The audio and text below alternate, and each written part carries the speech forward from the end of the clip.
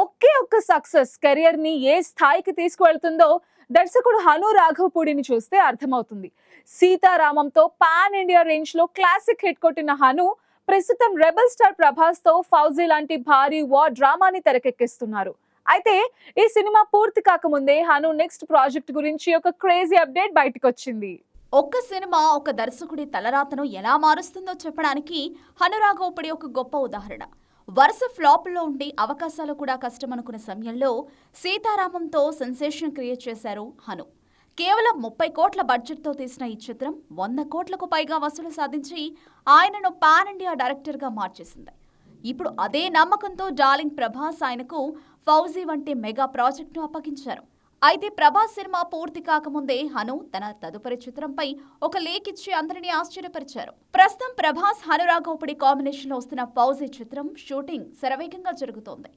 స్వాతంత్ర్యానికి ముందు జరిగిన love and war కథాంశంతో వస్తున్న ఈ సినిమాలో భారీ యుద్ధ సన్నివేశాలతో పాటు మనసును హత్తుకునే ప్రేమ కథ ఉండబోతోంది. ఏడాది ఆగస్టులోనే సినిమాను విడుదల చేసేందుకు చిత్ర యూనిట్ సన్నాహాలు చేస్తోంది.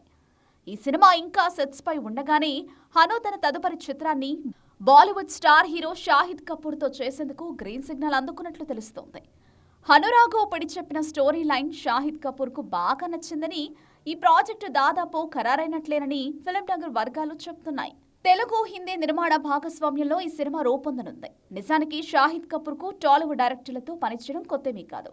గతంలో సందీప్ రెడ్డి వంగతో కబీర్ సింగ్, గౌతమ్ తిననూరితో జెర్సీ రీమేక్లు చేసి మన దర్శకుల ప్రతిభపై ఆయనకు బలమైన గురి ఏర్పడింది.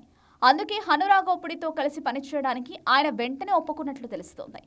ప్రస్తుతం బాలీవుడ్ అగ్ర హీరోలు సైతం టాలీవుడ్ మేకర్స్ కోసం క్యూ కడుతున్నారు.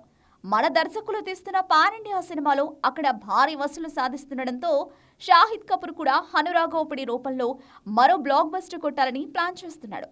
ప్రభాస్ ఫౌజీ చిత్రం బాక్సాఫీస్ వద్ద విజయం సాధిస్తే హను షాహిద్ ప్రాజెక్టుపై అంచనాలు రెట్టింపవడం ఖాయం.